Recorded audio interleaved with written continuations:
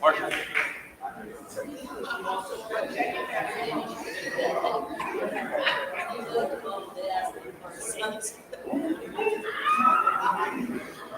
He has to travel.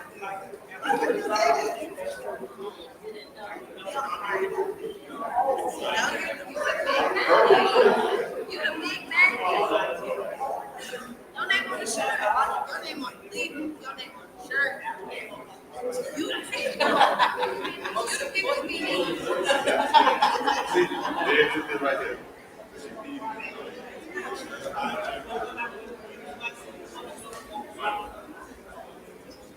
It ain't on mine. It ain't on mine.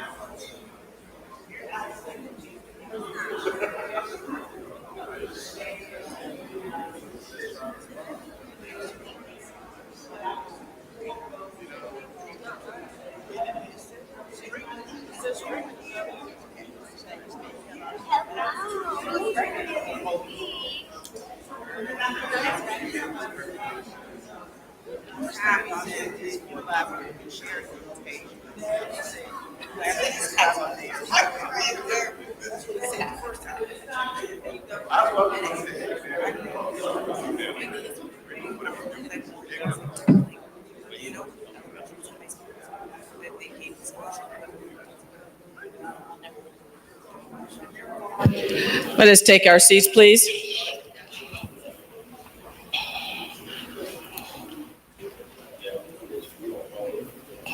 We're going to have the judge. We'll put you two in the middle.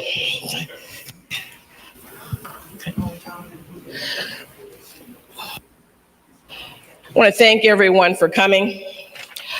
We are going to open, as we always do, with Judge. They say always be ready, right? That's what the Baptist say. All right, if you'll assume your prayer positions, you can sit or stand, but let us pray. Father, we thank you tonight for your many blessings. We thank you for life, health, and strength. God, we thank you for the NAACP. We pray your blessings on our president, Marsha Ellison, and to all those who are assembled here. We ask your special blessings on Gordon Weeks and Harold Pryor, and even on me, God, as we disseminate to your people knowledge. For you said in your word that my people are destroyed for lack of knowledge. God bless us, help us to be receptive, and bring us back to our homes without any loss of one. This we pray in Jesus' name. Amen.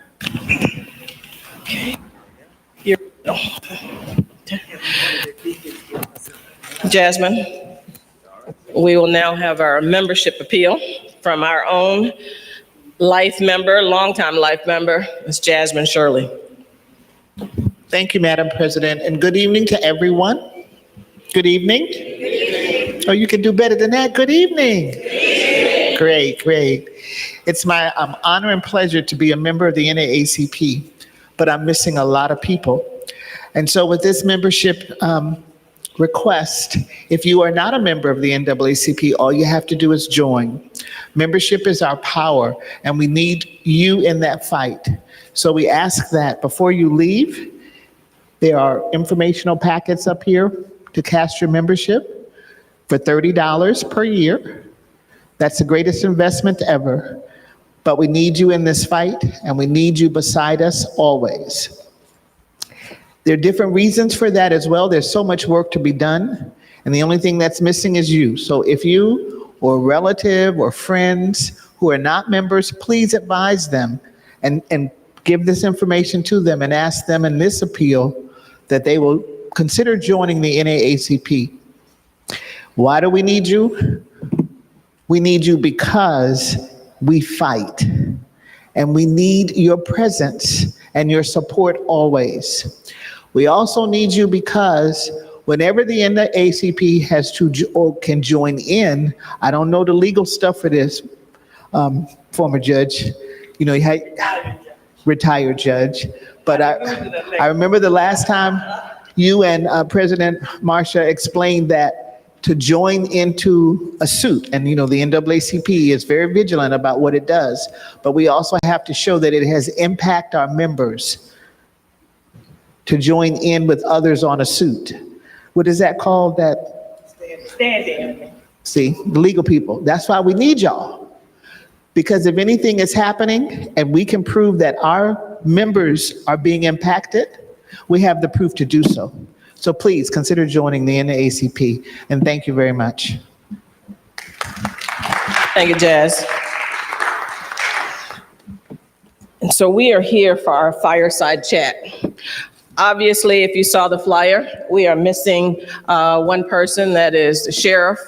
I did receive a call. Let me back up. So when I spoke to the sheriff, he gave me an updated number because the one I had was not. And I sent a text to him personally. I didn't go through his staff. And he said, you send it to this person and I'll be there or will be there. But the NAACP does not do intermediaries. We've invited, as we always do, the persons who asked us for our vote. Whenever I call Mr. Weeks, he answers. I'm sure that his staff is very nice. I don't know them, but I'm sure they're very nice. I'm sure, Mr. Pryor, that your staff is very, very nice. I don't know them. That's because I call them because they are the ones that asked us for our votes. And so they should be the ones that are responsible when it comes to the NAACP. And so if they tried to send, you know, Gordon's like my little brother, but if he tried to send Regina, I'd be like, no, thank you. And probably some more stuff. And so that is why there were staff that are here that said that they would be would serve in his place, but that is not acceptable because we asked for the person who asked us for our vote. And it is what it is. Also want to do a little housekeeping. So if you have a personal issue about a case or something that affected you, been to court, gonna go to court, you don't like what happened, this is not the space to deal with that. So if you have something with the either the public defender's office or the state attorney's office, we're asking you to contact their offices and deal with those things directly with their staff and them. I know for a fact that if you call, set up an appointment, that they will see you. That much I know for sure. And so, so that there will be no misunderstandings, the Know Your Rights piece is going to be dealt strictly with dealing with this gun pieces. We'll talk about open carry. We'll talk about permitless carry. We may talk about stand your ground, but that's what we're going to talk about as the new ruling came down. But we're not going to talk about anyone's particular case. We've set this up because we're going to have a fireside chat. We're going to talk about, try to clear up some of the confusion that many people have, and those not only just people, also the law enforcement. Those of you may have seen, the only one that I have seen from the city of Miramar that discusses Florida's new open carry ruling and as we stand. I did ask about Fort Lauderdale. They were like, their council said absolutely not. They're not trying to put their names on anything because it could be considered giving legal advice. I am glad to see that the chief of Miramar and his GC decided something different. And yes, I did send him a text to thank him for that. And I shared that I would be providing that so that people can have an idea of what this new open carry ruling means to us. Oftentimes, when it comes to people that look like me in law enforcement, it doesn't work out too well, whether the laws be about open carry, permitless carry, it sometimes doesn't work out too well. So we want us to know exactly what our rights are based on the interpretation of these two gentlemen and their respective places. And so with that, I want to, everybody, well, for those of you who may not know, this is the people's judge. I like to say my judge, but I guess I have to share sometime. Publicly I do, but behind closed doors I don't. I was just telling her, I was at Coconut Creek and I was telling one of her sorors who was Jasmine, who was calling her name. She's in North Chapter. And I was like, so you talking about my judge? That's where you are. I asked her what chapter she was in. So she was claiming our judge, my judge as her own. I'm not with that, but our own judge, Alona Maxine Holmes. The government, okay. Also, you're Baptist-Costal, so we also have, and I have known and worked with Mr. Weeks long before, back when he had the dreads, back in the day. When his predecessor was there, and as I came into office, I asked Howard to give me somebody to deal with, at that time, the youth and the issues that were happening, and also some of the other civil rights pieces. And he says, I have a superstar for you. Let me give you Gordon. And we have been working together ever since. So it's not just when he became an elected that he was out here in these streets and acting up, doing what the people don't want to hear. But that has been an ongoing thing. And so we are very thankful for our own life member, Mr. Gordon Weeks. And so our state attorney, Mr. Pryor, I must say that I do have to bicker with Pasco County, because every time I see them, they got to tell me about him being from there. I don't care about that. He is here now, and we have a good working relationship as well. And so do not just me, but other people as well. So when I do call, I don't call for favors for myself. I call about business, and I could say that his staff and he are always professional, and always, doesn't mean you're gonna agree, but at least you hear us out, and that's all that we can ask our own state attorney, Mr. Harold Pryor. So let's talk about open carry. It's been about almost a month now. So based on what you've seen, based on what you've heard, and based on what you've experienced, tell me what open carry looks like from your space right now. So we'll start with Mr. Weeks this year. Next time. Okay. I think here, let's switch. How does open carry look today? It probably looks as opaque and unclear as it looked since the ruling came out and went into effect on September 25th. There's still a lot of clarity that needs to be brought to what open carry looks like in Florida. And I want to use the most recent example of that is the pronouncement from Publix that they are going to honor and allow open carry within their business. And this is going to be a consistent challenge the state, and particularly here in Broward. How do you discern which businesses are going to permit open carry within their facility? And I think folks need to make some serious considerations and vote with their pocketbook and patronize those folks that respect their safety and the safety of their family and the community. Because there is a conscious decision that businesses make to permit open carry within their business. That is a conscious decision.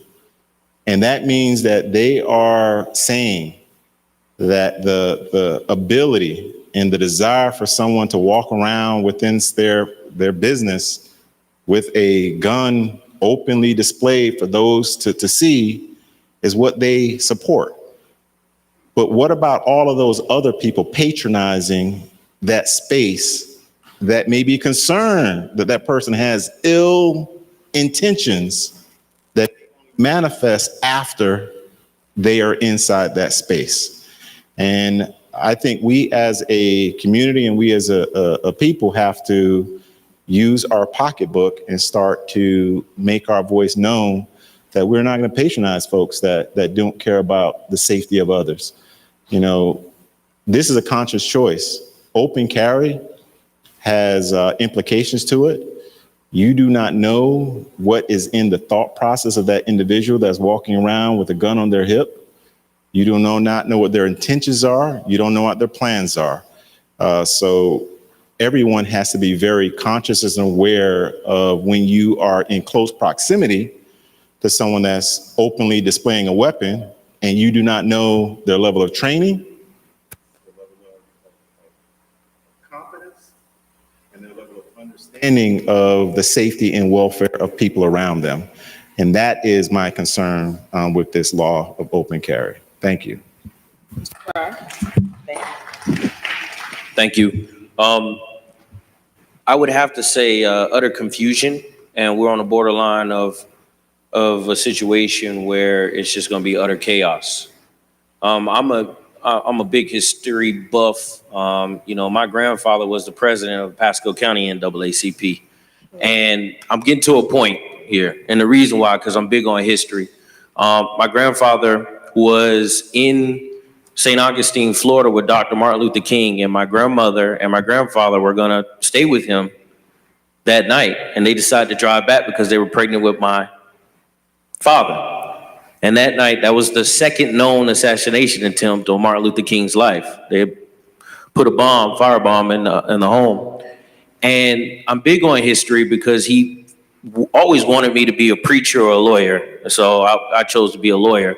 And so he always pointed me to the NAACP, the importance that the NAACP Legal Defense Fund had in combating racism and changing the outlook of civil rights in this country. And they had a deliberate strategy. Thurgood Marshall had a deliberate strategy that was placed on him by Charles Hamilton Houston. And it was to attack the Constitution by holding true those 13th, 14th, and 15th Amendments. And they were very deliberate and thoughtful in how they attacked those civil rights amendments. It's like the Twilight Zone when we look at it with the Second Amendment. They have now taken the strategy that we used to ensure equal protection and access under the laws, and they're using it to enforce the Second Amendment. How did we get here? You had a Second Amendment auditor, as they call themselves. He was walking in a public space somewhere in North Florida, challenging the statute that prohibits anyone to open carry in a public space. And so he was deliberate in trying to provoke law enforcement to come to him, to arrest him, to put him into custody, to say you're in violation of Florida Statute 790.053, which prohibited at one point someone from being able to openly carry their handgun or their rifle in a public space.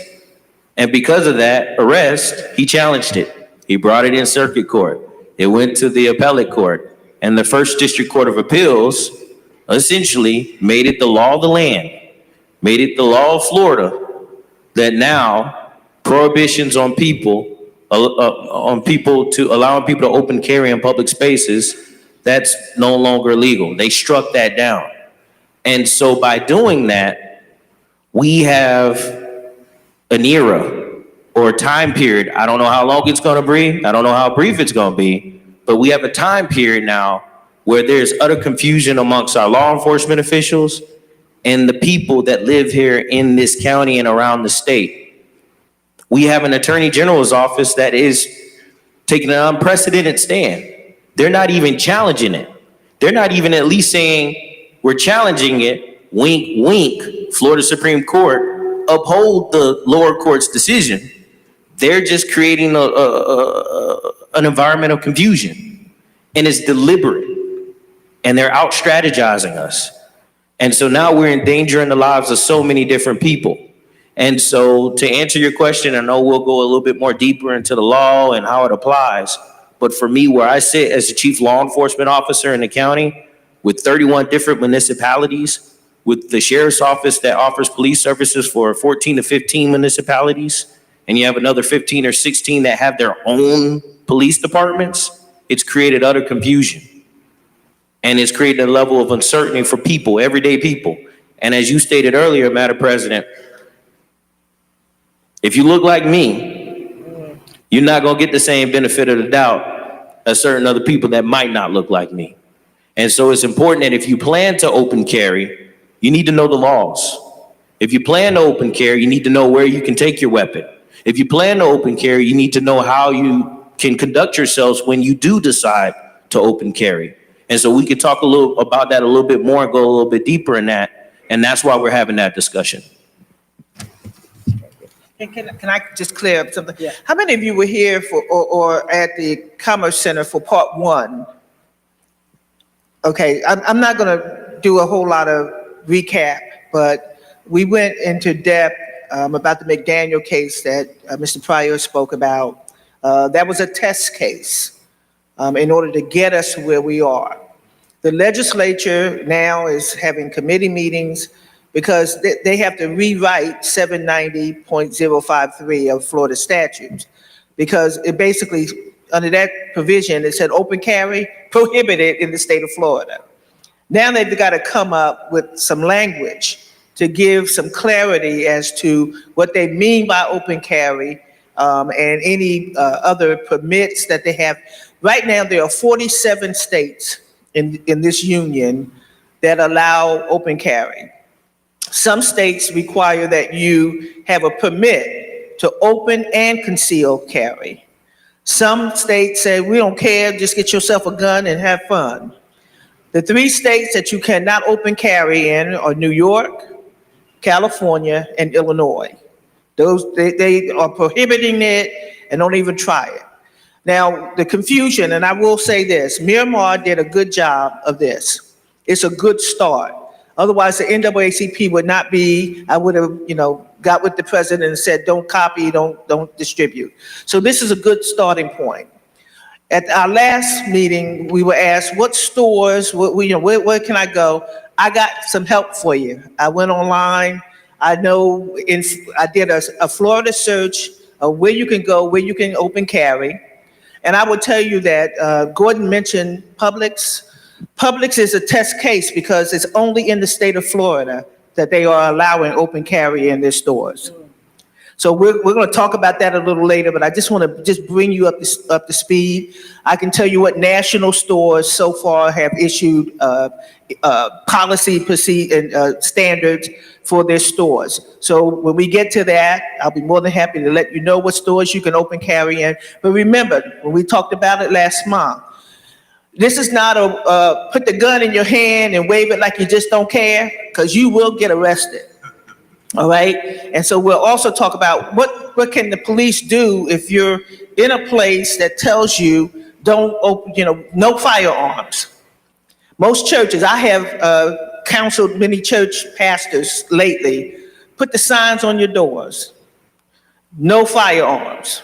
It's easy. Just put a firearm in a circle and put a red line, just to do it. It's easy to get those signs because you got to put people on notice of where they can carry and where they cannot. So the churches are going to start doing that. And so the confusion is not with us. It's just the confusion lies in how is law enforcement going to react when they see somebody that looks like me with a gun visibly showing. Okay, already my skin color scares them. So you can imagine I feared for my safety. Yeah, that was my skin color. Now she had a gun and I didn't know what she was going to do. All right, so we're going to try to discuss a little bit of that. So I just wanted to bring you all up to a little speed as to where we are and why this is called part 2. Thank you, Madam President. So Judge, as our general counsel, tell us what what other things we can do to educate our folk when it comes to open carry. I think part of the problem is that I've seen thus far, and I'll just use Fort Lauderdale because that's where my office is, and I ain't talking about nobody in this room, but when I first mentioned to the chief of police of the city of Fort Lauderdale, it was on the 24th, September 24th, and I said, Chief, what y'all doing about open carry? Have you done your training? You got anything? And he says, oh, well, no, we got time. I said, Chief, it happens tomorrow. And so he said, well, we went to a chief of the chiefs meeting. If you ever be over there, that is a bunch of people blowing hot air. That's a whole lot of nothing. And so he said, but BSO didn't send anybody, so we don't know what we're doing. So, but when there's an issue, he is responsible. BSO is not responsible for the city of Fort Lauderdale. And so I know for a fact that there were some officers, particularly who worked the Northwest, who were very confused, untrained, I should say, as to how they should proceed. Now, those of you who live and who visit the city of Fort Lauderdale at Sistrunk on Sundays know that that could be a problem because it is thick out there on a great part of the corridor. So we said to the chief, you have to do better. Now, eventually, through internal pressures, not me, they were able to obtain the secret internal memos. I didn't talk to you about this yet, from SO. And so they say they're doing what they're doing. But it's still not clear based on the many, and I know many, and I know more than just black officers, just so we know here, who are not clear on the policies and the law itself on where they're going with this. But they have Brad is not there anymore, so they have a counsel who's jumping. She's jumpy about, so how do we encourage them more strongly, the other police departments, to talk about policy and learn it and then teach it to their folk? Unfortunately, this is like the law of search and seizure. A lot of police officers get it doing roll call. I've been to a police roll call. I won't tell you what city or what municipality.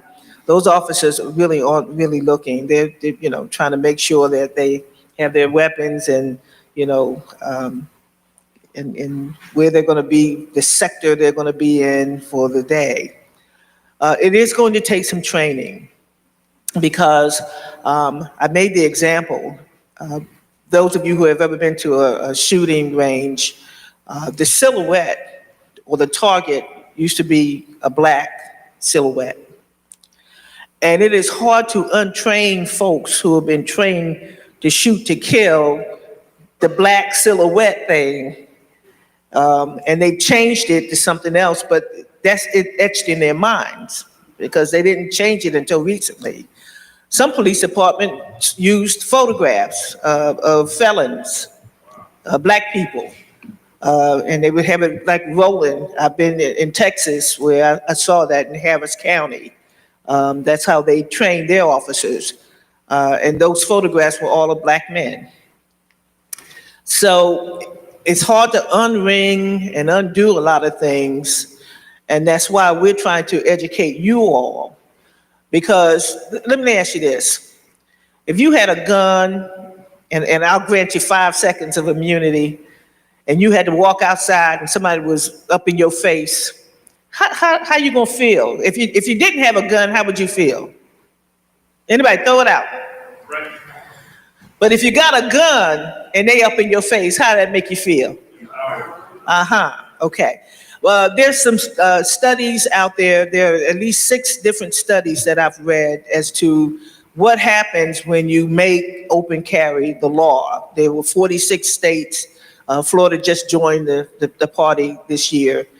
But they didn't really find, in some instances, the crime rate went down. But that was only in one study. What they did find is that more assaults have been committed, An assault is just showing somebody you got a weapon with the apparent ability to use it, and it incites fear. Whether they say they're scared or not, that's not an element, because a reasonable person would be scared when they see a gun. Am I still in the book? Okay, y'all let me know when we retirees, we kind of get out the book every now and then.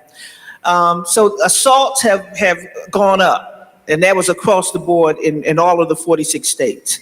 Burglaries have gone down just a little bit, because they know you go in somebody's house, they're gonna just pop you. But the crime of armed trespass, those arrests have risen.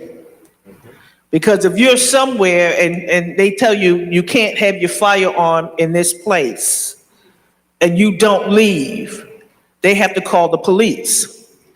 What I'm concerned about is when the police come and they say, well, we're in an open carry state, and they in here and it's open to the public.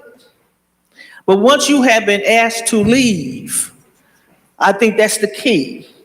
Once you have been asked to leave, a lot of police officers have memorandums of understanding to go to these, that's how they go to the corner stores, to remove people who are loitering and everything, because they have an understanding with the shop owner. You can testify to that, Mr. Weeks and Mr. Pryor.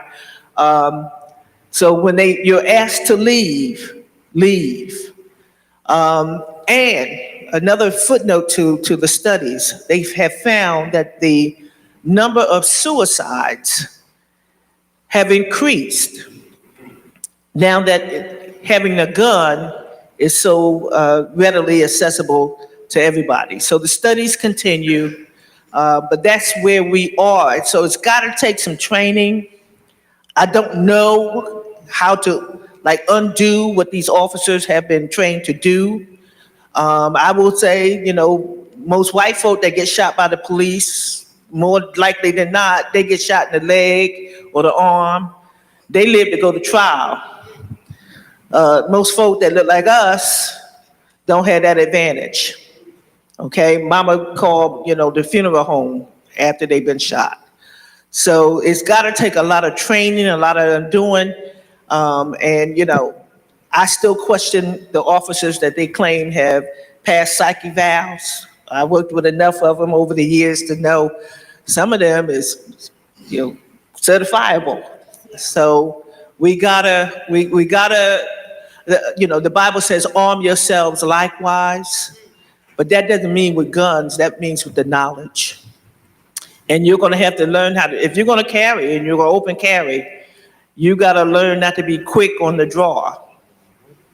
All right, because they even teach you in the concealed firearm course, if you pull your weapon out, that's not a talking point. That's not the time to talk about it. If I pull it out, that means I'm gonna use it, just plain and simple. And I'll talk to you later, or I'll talk over you later. But you gotta learn, but I'm just the 19-year-old that's riding up in the hoopty, up in that street. They know it's open carry time now too. Okay, and so they riding down the street, and the car going up, and they got the gun, down, and how they shoot the gun backwards and everything. We got to even train our young people, the proper way to handle a gun and do things. But the likelihood of us getting to everybody that needs to be trained is slim to none. And Slim got on a bus and left town. Thank you, Judge. Mr. Pryor, tell us who can legally open carry in Florida. So you can't be a convicted felon. So if you're a convicted felon, that you can't do that, right? So let's go through the history of that, because before you couldn't open carry, right? You couldn't open carry a gun or weapon or firearm in a public space.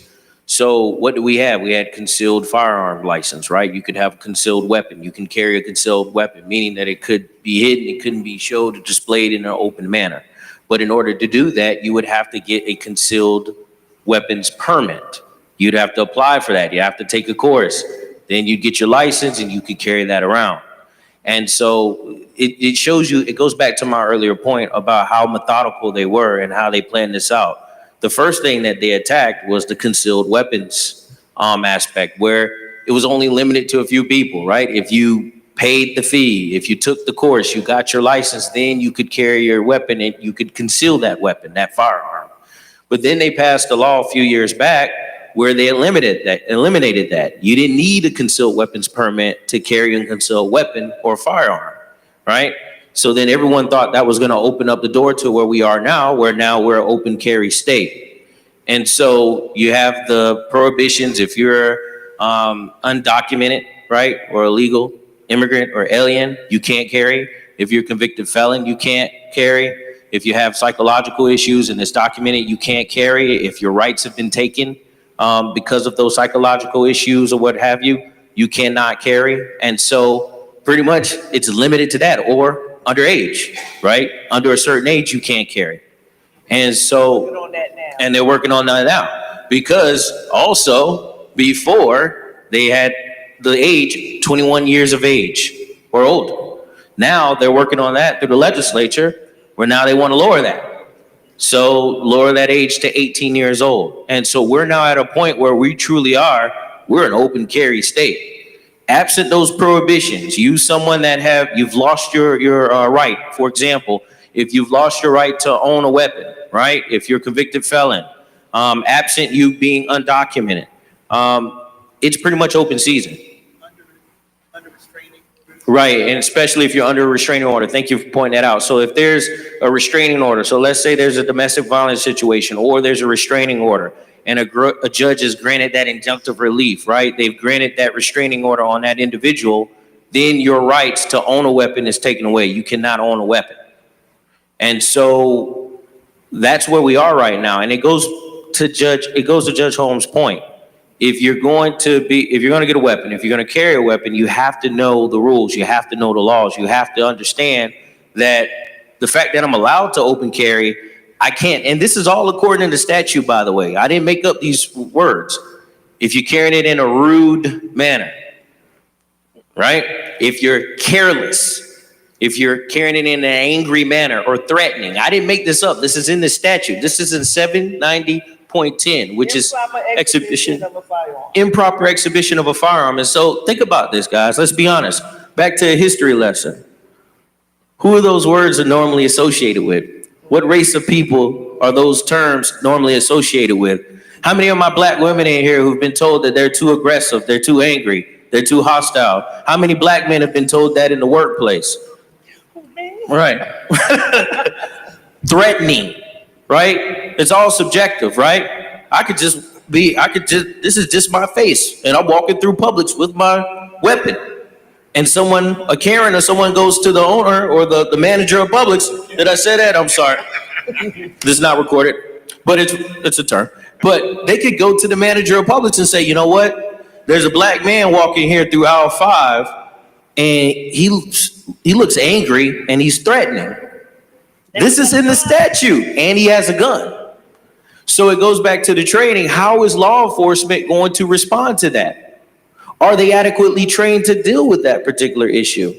And so, guys, elections have consequences. You have to understand, a lot of these statutes were written by people who are inherently racist. Yes, the state attorney is saying that. Some of our institutions are inherently racist. And it's ingrained in the social fabric of this country, in the statutes that we follow to this very day. I'm not making this up. Rude. How many of you been called rude because you just existing?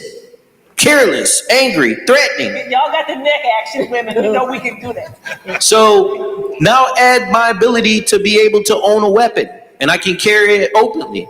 And how someone can make an interpretation or have an interpretation that he has a gun and he looks threatening. And so that's why it's important that we have to know, we have to train our young children. Hey, if you're going to walk around, these young boys, 24 years old, 22 years old, going around with a weapon, hey, don't carry that thing recklessly.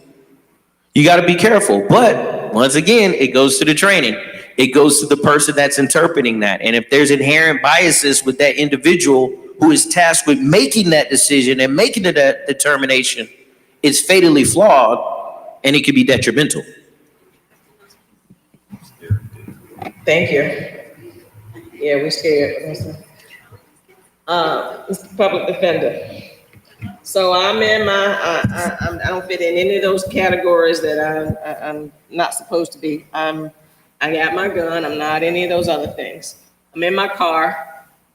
Cop pulls me over and says, "Do you have anything and it may hurt me? You got a gun, whatever the case may be."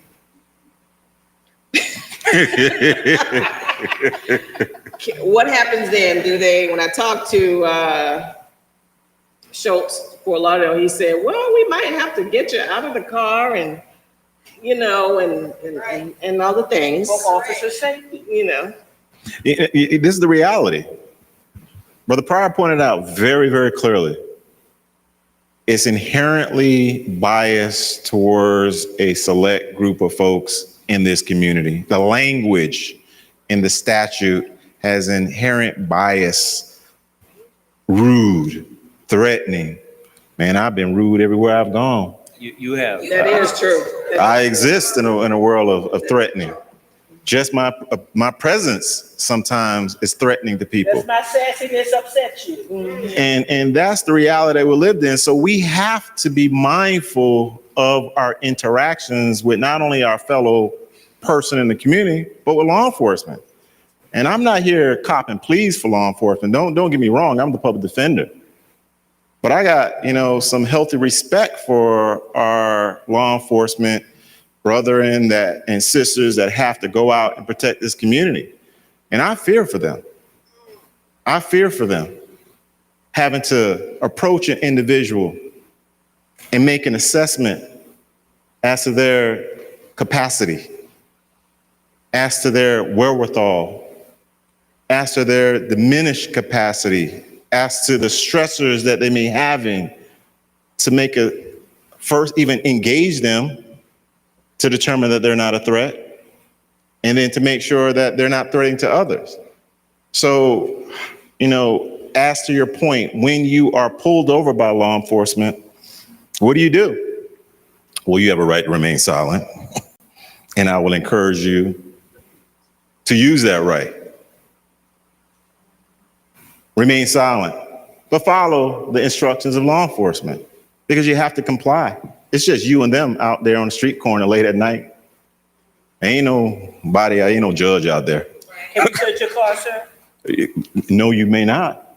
But if they search it, they're going to search it.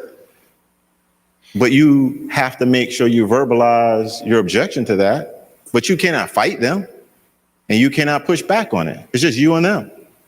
So there are serious choices people are going to be having to make on both sides, law enforcement side and the civilian side, in a split second that can alter a person's life. Ms. Pryor pointed out that, if you have a prior mental health documented history with the courts, you're prohibited from having a weapon. This is true. But we all know our brothers, our sisters, our uncles that have been living with mental illness their whole life.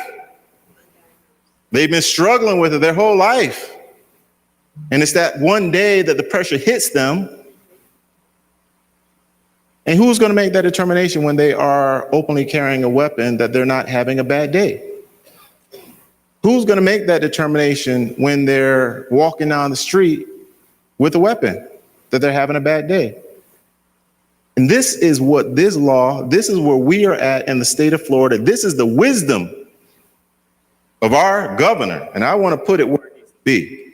This is our governor through his attorney general that has put all of us in this place that we are today, because he chose not to challenge the appellate court ruling and to keep it in litigation and subject all of us to now have to be concerned about our safety with someone openly carrying a weapon, about law enforcement that has to encounter that individual and make an assessment as to their diminished capacity or their ability to make good decisions with that weapon, that you have to make with your children when you're out buying groceries and you see someone buy the eggs with an AR-15 hanging off their hip, and you got to decide whether you want to get some milk and you won't even be close in that same aisle with them at the same time. This is what they have subjected all of us to. We all had prohibitions and restrictions on guns, and therefore a real reason, because guns kill people, okay? They kill people. And guns in untrained hands subjects all of us to danger. And this is where we're at. There is no competency level. When I say competency, ability to safely carry and handle a weapon. You know, there's a level of skill and training that's required to handle a weapon in public. But there's no requirement for that under this law. I can walk into the gun store and I buy that AR-15, throw my sling, and I'm walking up and down the street with it. No training, no muss, no fuss. And y'all have to decide whether I'm okay. Y'all got to make a determination whether I'm okay. And that's where we're at today. So it's a scary world that we're living in. But we have to take this fear and we got to put it to action. We have to make sure we vote. We have to make sure we elect the right people. We have to make sure that we call our uncles, our sisters, our friends all across Florida, not only in Broward, and tell them, go vote. Because if we don't, it ain't gonna get no better. It's just gonna get worse. So let me ask the three lawyers.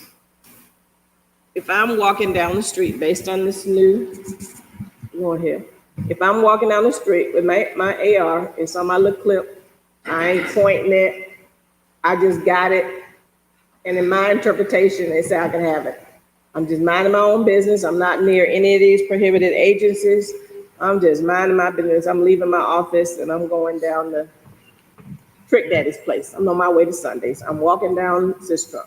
Can the police stop me as I'm walking down the street to Sundays to get me some fried ribs with my AR on my little clip?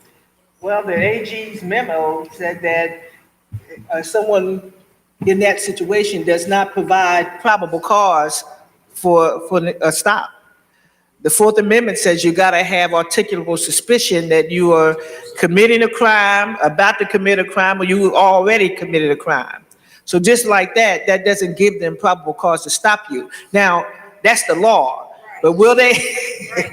will, thank you. Hallelujah.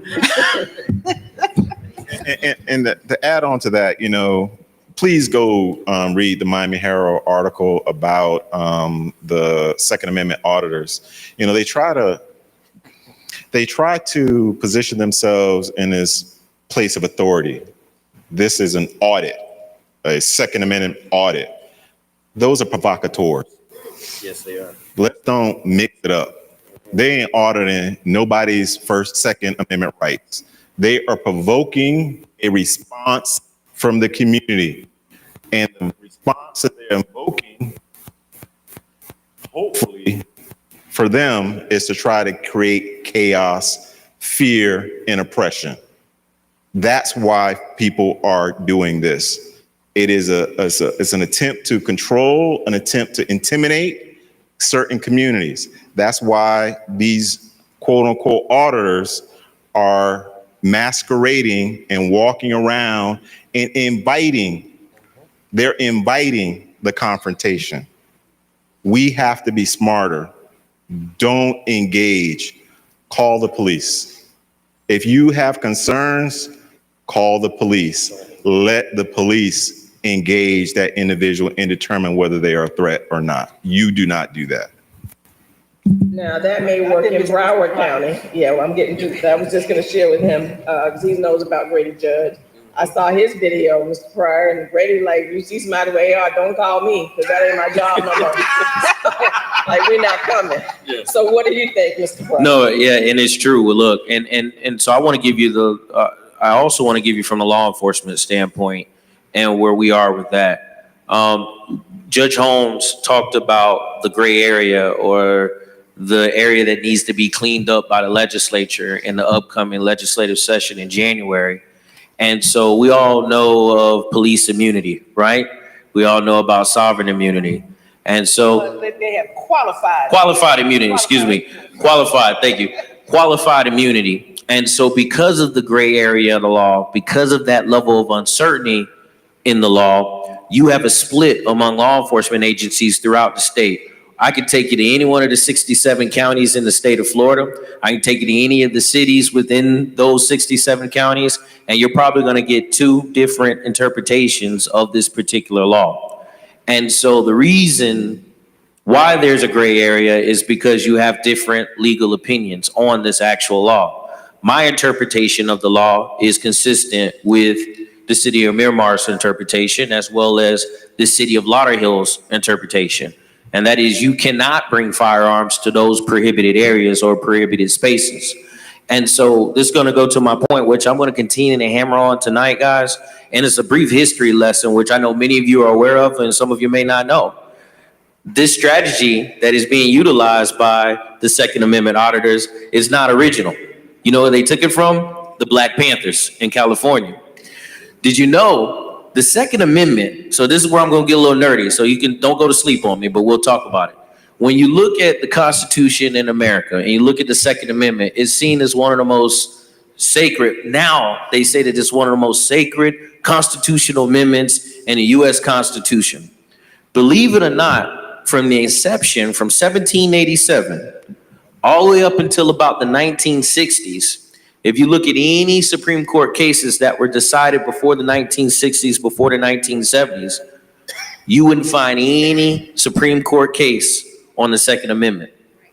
Because, believe it or not, even our constitutional framers, even constitutional scholars and attorneys at that time, it was seen as a fringe, unnecessary thing because we had already beaten Great Britain. We had already declared our independence. We're now our own sovereign nation, so it was no longer a thing. Second Amendment, you have your own weapon, and it was only just seen as a thing to hunt and to have for your own personal use.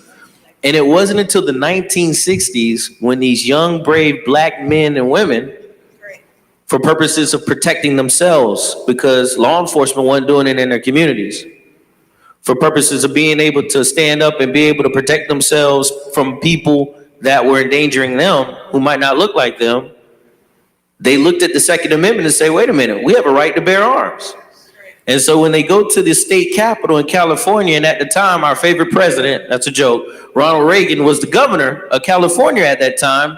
He happened to be on the state capitol doing a press conference. And they see all these beautiful Black men and Black women with beautiful afros like our Madam President, and they're Black, wear and jackets and leather jackets, and they had rifles on them. He was scared. He was so afraid they had to move them from the Capitol because they're like, there's people walking around with guns. Why are they doing that? And then that was the birth of Second Amendment rights in the United States of America. A lot of people don't know that. Second Amendment law wasn't a thing until the 1970s. And it wasn't until Black people were exercising their constitutional right. But here's the one common thing that you have to understand that the Black Panthers did and many of our forefathers did in the civil rights movement. When they moved, they were deliberate, they were strategic, they knew the laws, they had an understanding of the laws, and they moved in tandem, and they moved as a group. And so if you're going to open carry, and if you have those encounters that we just discussed earlier, pick up your phone, call someone, call a hotline. I know the NAACP might have a hotline. If not, we can create one to talk about it. Maybe I created a problem. I'm sorry about that. But if you have an issue, call someone. If you come across a law enforcement officer, ask for his or her sergeant or supervisor. If you don't feel comfortable with that, call someone else. Get someone else there. Get another party out there. But we have to be smart. We have to be strategic if you're going to exercise this right. Just because you have a right doesn't mean you just get to exercise it and think that there's nothing bad is going to happen, especially for us, especially if you're melanated. And so we have to be strategic and we have to be smart and deliberate going forward. He said, call somebody real quick. Y'all remember the Halo law that they were talking about, how far you had to stay back and film? Oh, that was a precursor to what we have now. So if you're going to call somebody, the police can make them get back so they can't get a good shot, film you, okay? So they have moved strategically. But there's, what's that song, when I say move, you move just like that? We gonna come up with some strategies just like that too, okay? I'm sorry, I'm in the church. Okay, no, I don't think, what church is that? Move on back to the Lord. Okay, just checking. We ain't got that. Amen. Don't you, we gotta put that down, see if we can get that to, I was practicing that. So, where should we, if I have my gun in my car, where should I keep it? Now, there was hold on. So there was a member who she was getting her car service, and she had to have a rental because, they'll never want to, do some stuff. So she moved. She usually keeps her car because people say keep it in the console and all this kind of stuff. And so she was switching from her rental to her car, and somebody, the dealer, thought that it was threatening to them because this lady had her. Yeah. But people came, the popo came. And so there's a whole thing about it. So where is the best place? Because I don't want somebody to say, police roll up to my car and say gun, and then, I'm dead. See, this And is I got where my I legal have a fund question. kind of thing. My question is, maybe these astute lawyers can do this. There's a case called Ensor, E-N-S-O-R. Use your microphone. Oh, I'm sorry. Y'all can't hear me? I'm from North Philadelphia, born and raised in the playground. There is a case, the seminal case for carrying a concealed firearm. It's called Ensor, E-N-S-O-R. That said it had to be securely encased and out of the view of people if you have it in your car. My question is, if we're now open carry, it could be on the seat. The passenger said that, we ride or die. That's just what we do. Do I have to case it in the glove compartment?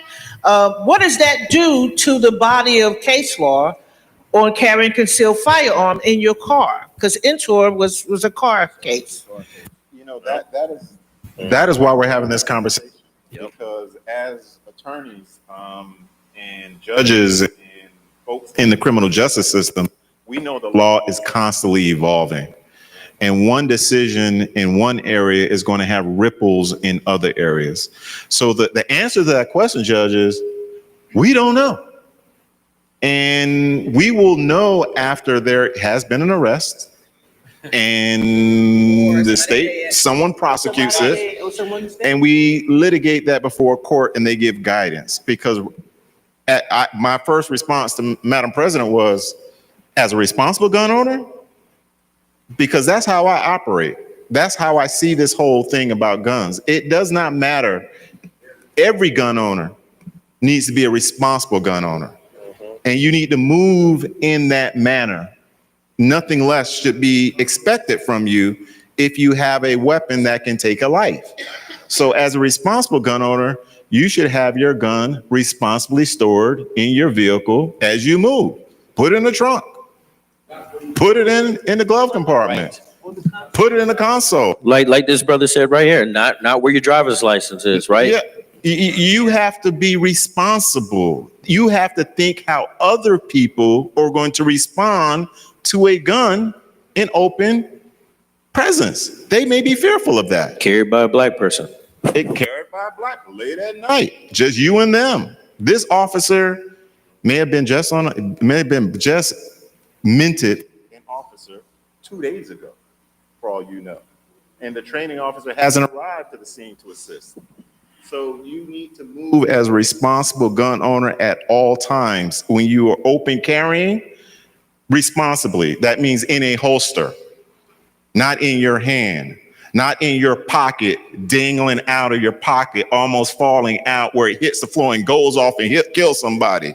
Responsible. When you have it on a sling, your AR-15 or your rifle, you don't put your hand in or around the trigger mechanism. That's not responsible. You have to use your common sense. None of this stuff has been clarified in case law because we do not know yet. The facts have not presented them in an arrestable situation that we then have to defend in court. Wasn't there an athlete that went into a nightclub and he had Plaxico Burress? He had the gun in his pocket and it went off and it shot him. And they prosecuted him for shooting himself. So I'm just, and that's another prohibited place, a place where alcohol is being consumed and served and sold.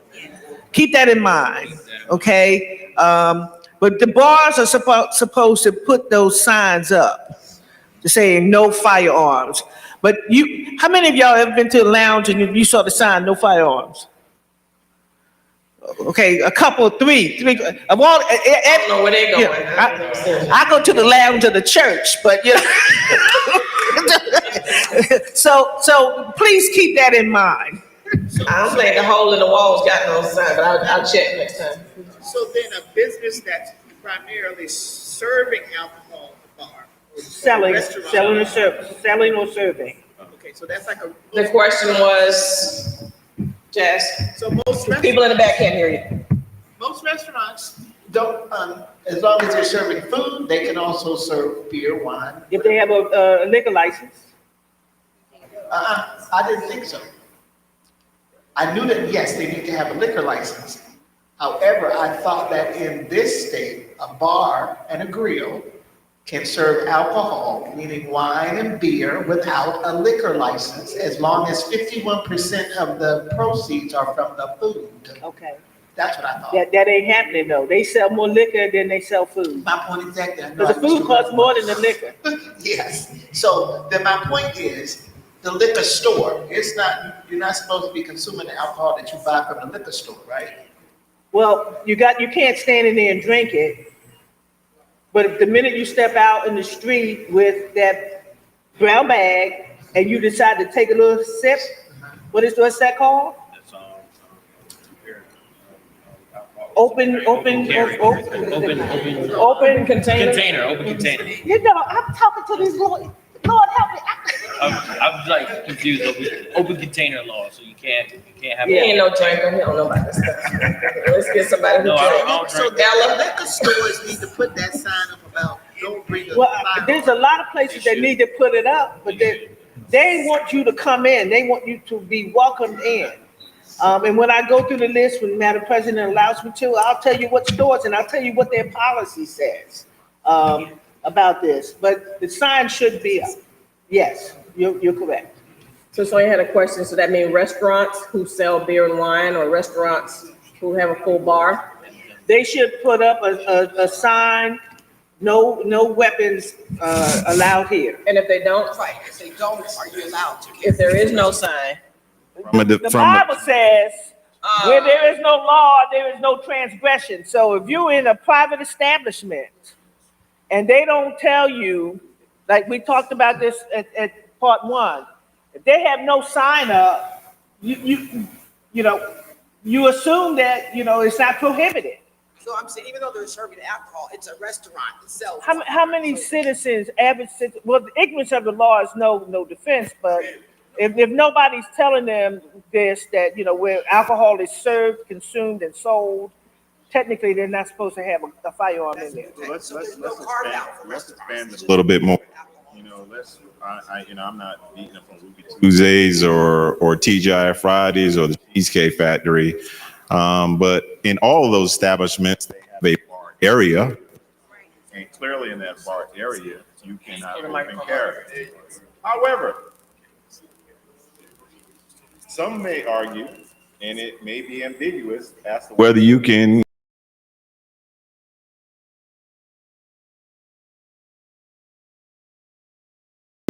I'm going, don't risk it. Because some prosecutors in some jurisdictions may view the entirety of the establishment as a place of selling alcohol, even if it's partitioned away from the food area and the bar area, like a Cheesecake Factory where you can sit at the bar. You are risking it. Those questions have not. 79006 tells you. 790.0612A tells you. So in 790.0612A, it says any portion of the establishment that sells alcohol, you are prohibited from carrying a firearm on that. Once again, 790.0612A says any portion of the establishment that sells alcohol for the consumption of alcohol, it's prohibited. That's a restaurant too. Right. So it's all restaurants. All restaurants. I will read it.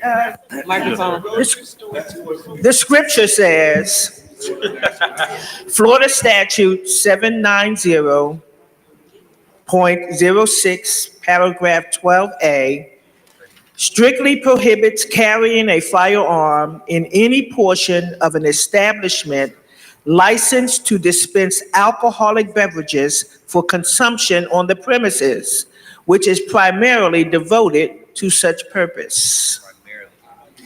So you in the liquor store, you can have your gun and buy it. They're not looking at it, but you go on the street with it and you open container, you're in trouble. But the liquor store should have that up there anyway. They should have a sign. I have a quick question. My name is Cornelius Lee. I live in Dade County, but I entertain a lot of this crowd. My question is for the state attorney.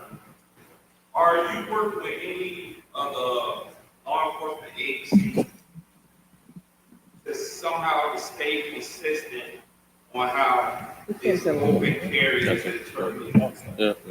Well, here's a short answer to that. Yes, I can. I can work with law enforcement agencies and their police advisors. And so we have one here. They're here, Broward Sheriff's Office. Thank you for being here. Thank you for Mr. Lynch doing a great job. I won't say his first name. I don't want to get his name. Terrence Lynch. I'm joking. So, but I will tell you, he's a great general counsel. And I'll say this. So we have 31 municipalities in this county. We have so many different law enforcement agencies. We probably have 17 plus law enforcement agencies. That includes the Broward Sheriff's Office. And there's different police advisors that deal with those particular agencies. And so my job as the state attorney, which is deemed as the chief law enforcement officer, is to try to help and assist them to develop policy and how we deal with these issues. However, there's a little nuance there. I can't provide them legal advice. I can direct policy and I can give them my interpretation of a policy, which I have. And Mr. Lynch can tell you, I've given my interpretation. My interpretation of the policy is that you cannot bring these firearms to these prohibited areas. I think it logically flows. If you can't bring a handgun, into a government meeting, you can't bring an AR-15 into a government meeting, right? But it's like herding cats, if you will. Everybody has their own opinions and they have to follow the advice of their own police legal advisors.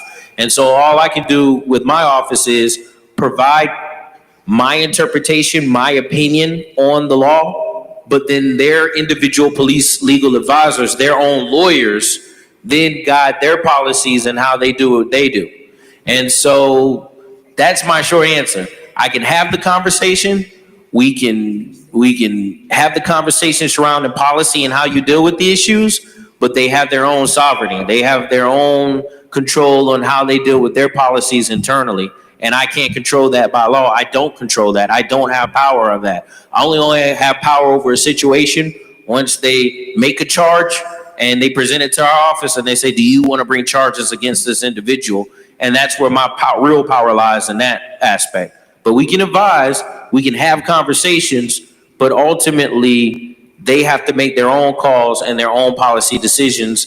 And by law, I don't have control over that. So we got 30 different agencies that have their own different opinions on this open carry law.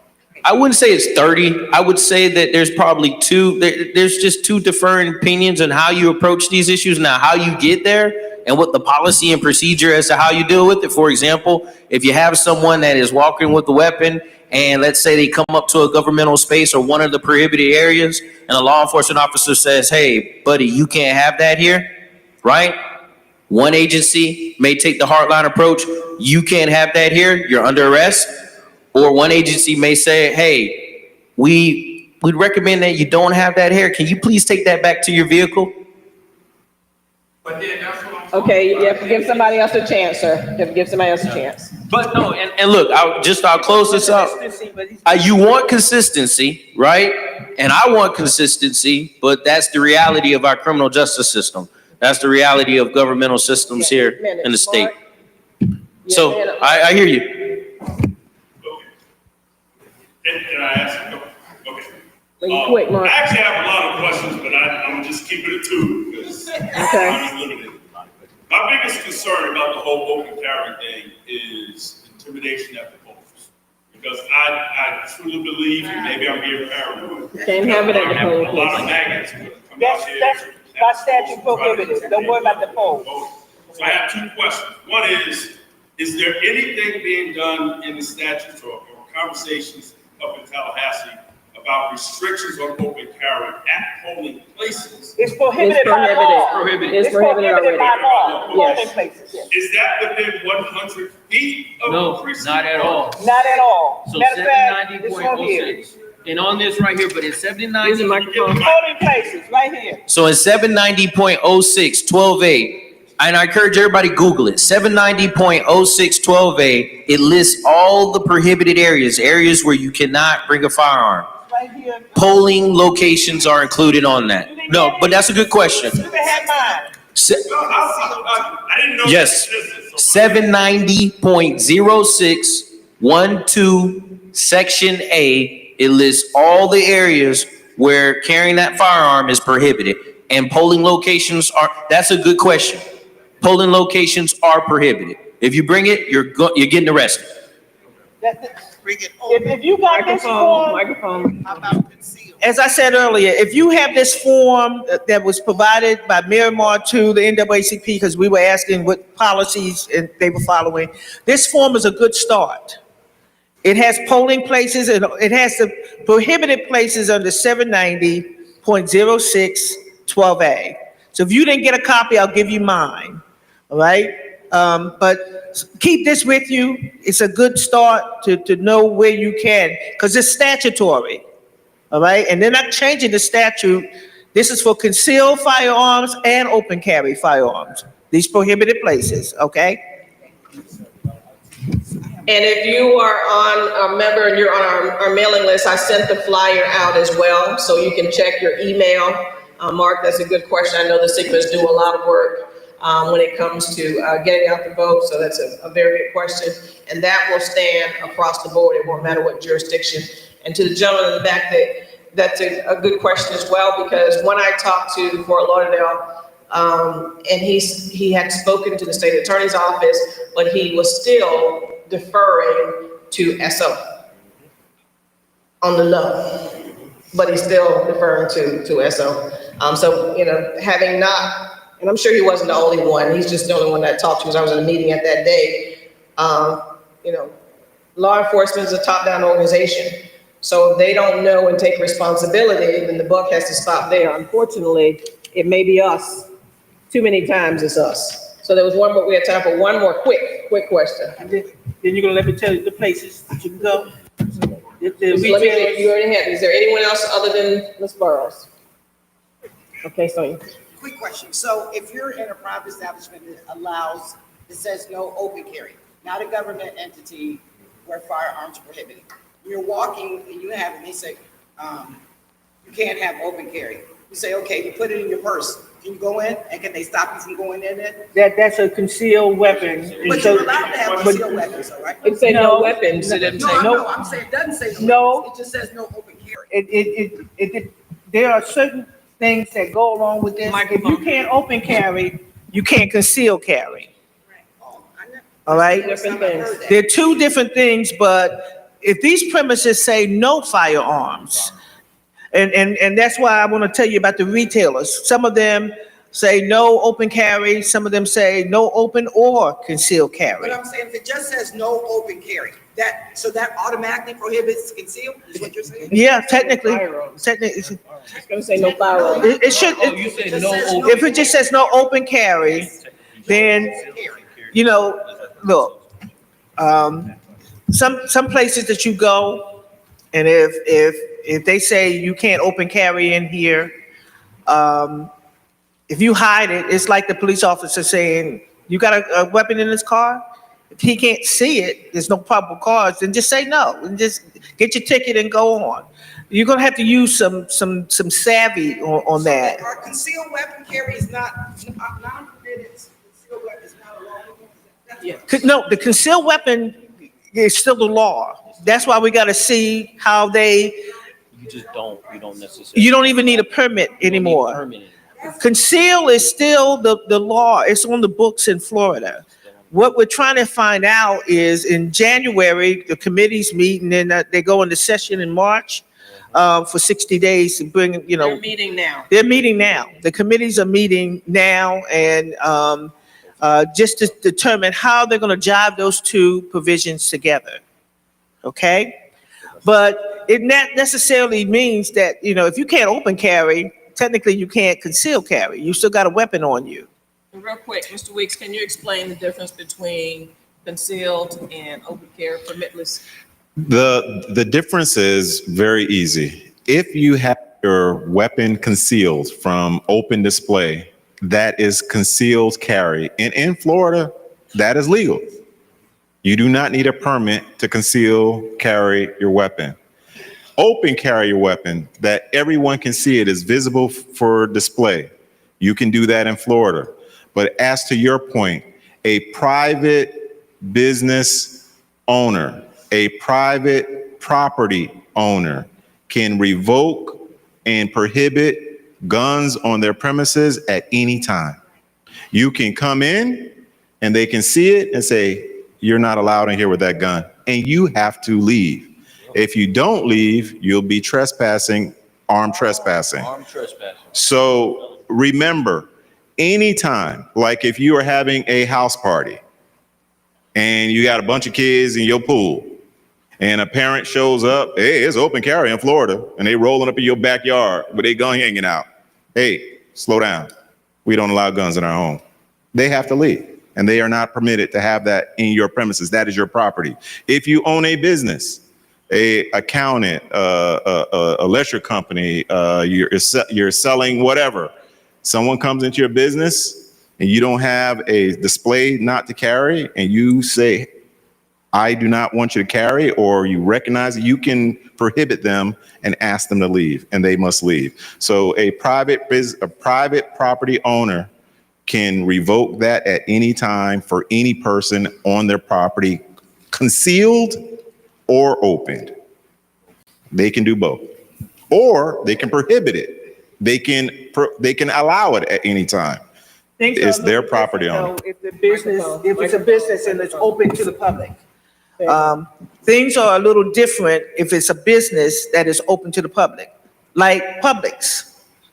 They have to put you on notice, okay? Publix says you can open carry in their stores in Florida, right? Sprouts says you cannot. Well, let me go back. Can I just do a rundown for Florida only? Yes. Real quickly, here we go. Publix, I just told you it's allowed. It permits open carry. Walmart, prohibited. It allows concealed carry only. Aldi, I don't know why anybody would go there, but prohibited. And they request customers not to openly display. Costco, prohibited. No firearms allowed, opened or concealed. Sam's Club, prohibited. No firearms allowed, opened or concealed. Sprouts, prohibited. And they are posting signs as we speak, banning all firearms. Target. I don't know why any of us would be up in Target. Facts. All right. But it's prohibited and they request you not to bring your firearms to the store. I'm requesting y'all don't go to that store at all. Thank you. Trader Joe's is prohibited, does not welcome weapons of any kind, no firearms. Whole Foods, prohibited. That is their policy, no firearms at all. Winn-Dixie, prohibited. Leave your gun in your car. They don't want guns in their stores at all. That's for Winn-Dixie.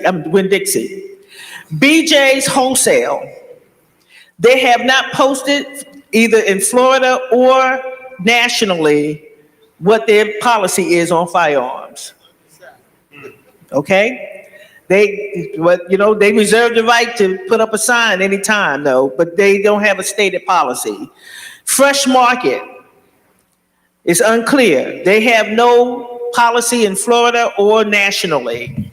CVS, they haven't posted anything in Florida, but nationally, no firearms allowed. So you go with their national. Walgreens, no firearms allowed at all.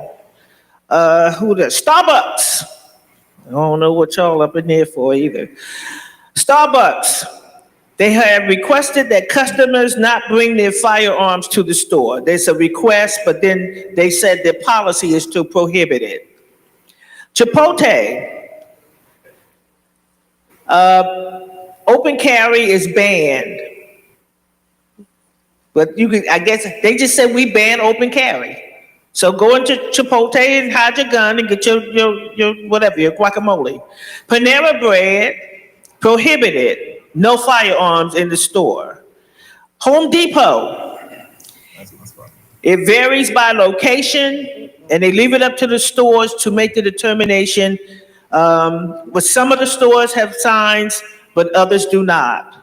Lowe's varies by location.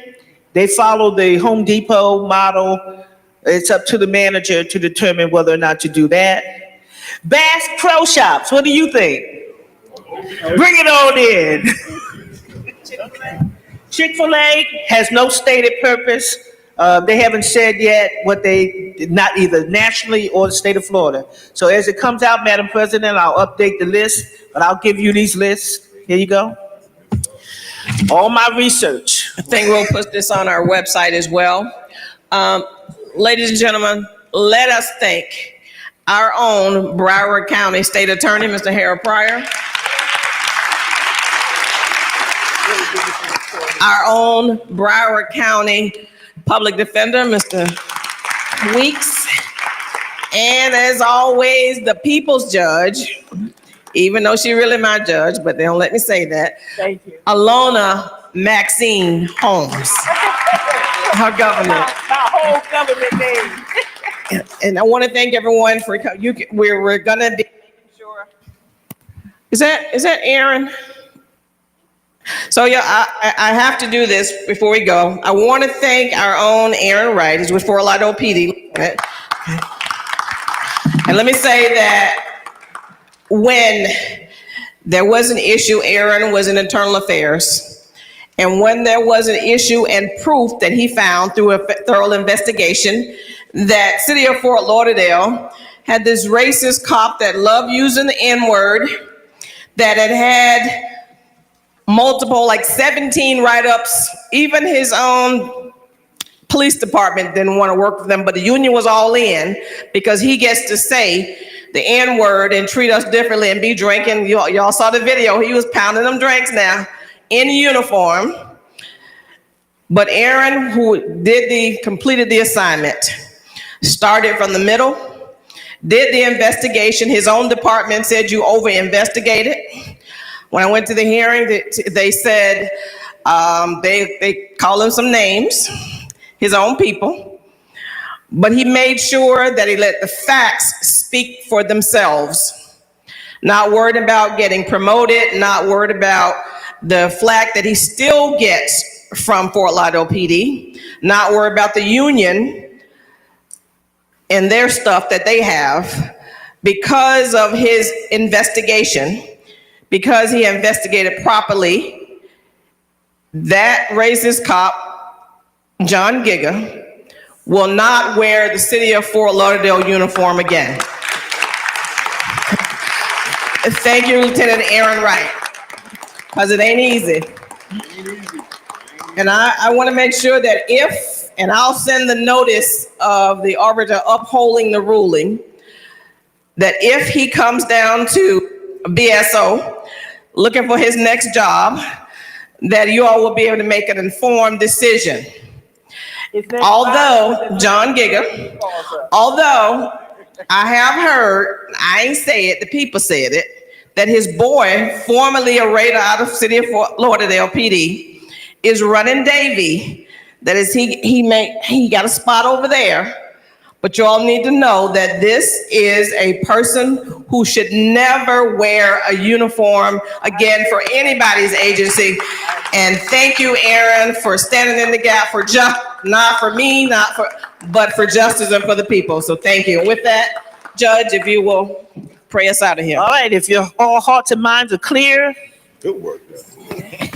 join us every fourth Thursday night for the NAACP meeting, where we try to disseminate as much knowledge as we can, because knowledgeable people are people who can sustain and survive what the turmoil that we're going through. Father, we thank you tonight for this meeting. We thank you for those that are assembled here.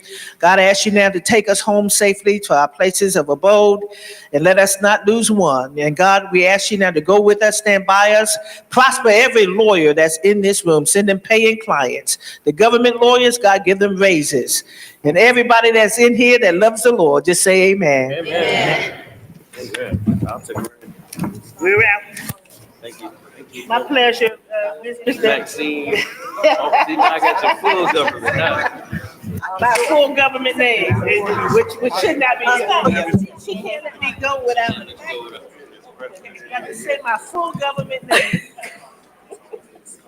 Well, they can come see Well, us thank there. you, Mr. Flyer. Nadine. Thank you. Why are we still waiting on your membership? Nadine. It's been a while. You had a $30 membership about 100 years ago. Hello. Can I? Hold on a second. I'm not done this business. Wait a minute. All that money you put in, I want to fix Madam President, Yes, ma'am. I dare not leave. My name is Etheria Rowe-Holly. I'm with the Miami-Dade County Agency. I work with Miss Paulette Bartlett. Okay. All right. All is well, dear. All is well. I was looking at it. Now, can I have Paulette? Paulette be everywhere. Every Now, look, I don't pay for cameras. I broke your camera. yes, I can. I broke your camera. All right. Where's he going? Oh, you're in the photo, sir. We'll get you in the middle. Okay. I take a lot. Judge Holmes, can I get a picture with you, Harold and Gordon, before you go? Mr. Weeks and Marshall, can I get a picture with you on the panel? Yes, please. I don't know if I can. Yeah. Long time no see you.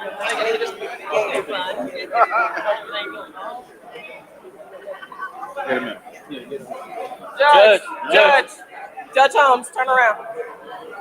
You want to take a picture? Right here. Sydney Beach.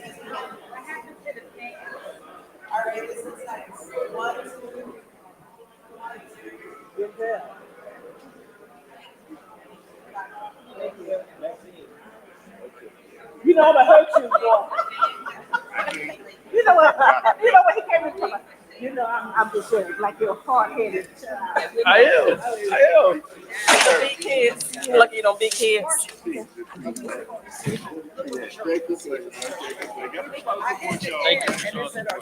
I should have sold mine.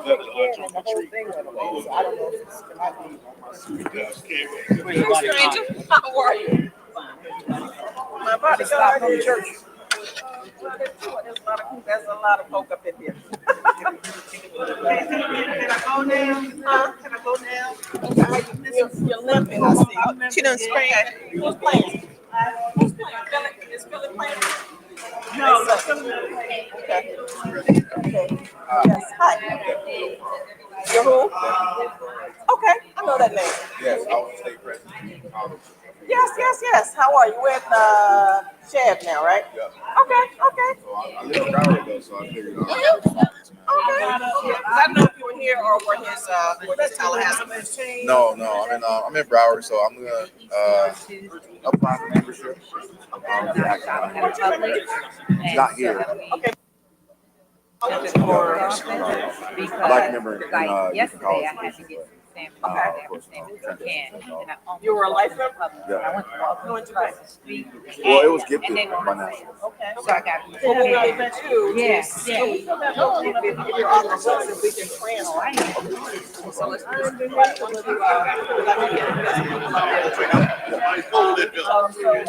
How you doing, young man?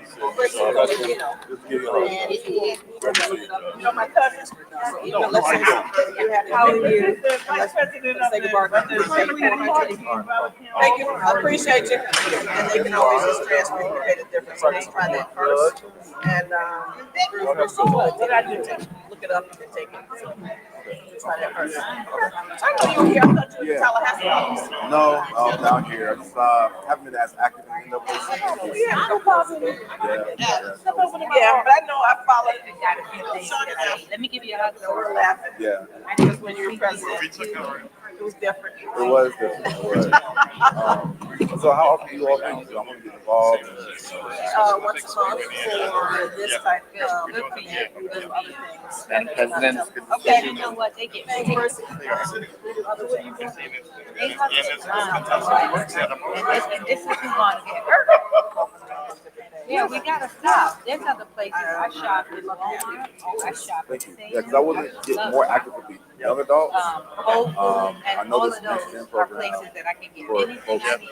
I don't have to go to Publix. It's more So national. I'm glad we did. You know, it's not so much. He wants to still go to Publix. Not so much. Yeah, definitely get more young adults involved. Take your ass. Here, but I'm actually transitioning out of that role. I'm a program too, So but I'm not I have going, more but I'm time not to going get to involved. Publix. Well, I have my own nonprofit, so I'll be working with that. I have LACP as a national partner for that nonprofit. Cash in, grad out. So I'm very pro that. we're not as active yet, but we're just getting our, our feet wet. All right, well, send We it were glad to have All him in right, this. what's your email? to, President I'm good. NAACP, FTLBroward.com. Okay. Thank you very much. Are you doing the work with the party, Sister Michelle? Here and there. Miami or Broward? Mainly Miami. In Broward, so Yeah, no, not really Broward. Mainly Miami. So I'm trying to get more active in Broward now that I'm transitioning out the road. Okay, so you're trying to get, I know you got your nonprofit, you're trying to get more active with the party as well? If I can, but not necessarily. I'm just trying to make sure the youth is out here, just period. Either on at the table or at the meeting. Yeah. That's all I'm saying. It's an opportunity, arises, I will, but I'm not really pressing. Well, think about it. Okay. Thank you. It was nice seeing you. All right, take No, care. probably was Robin.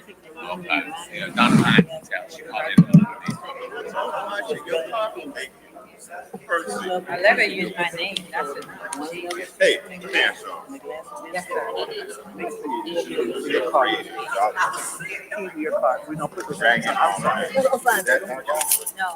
Where's that guy? Where's that guy? I just sent him an email, and I told, oh yeah, Jennifer's not our girl either. But we got, two black women, state reps, and one of our veteran caucus presidents, Lyles, running for U.S. Senate. Both of them. All right, take care. I'm on Jerry, like right on right.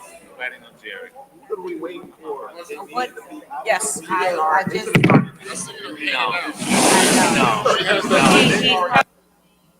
having problems backing up. What list? Doesn't want to use, doesn't want to use who values. Oh, okay. That's what I keep telling him, because we're gonna be behind the eight ball. Okay? Judge. And Judge, can you email Aaron that list of companies that allow? yeah, I mean, he's been up there. I think you'll take a screenshot. Okay. And I just, and there's a site too, I looked it up for Broward County, what stores are, I saw it, I just looked it up. That's because I See you. Hey, wait. I wanted to come and say hello and thank you. You told me that the wages of sin would that. Give it to God. No, you can't run it down. Madam President, I'll. Yeah, I got it. You have his email from before, right? So I think, you know what, Thank you. I'll send it to you. Okay, Okay. just send it to me, I'll give it.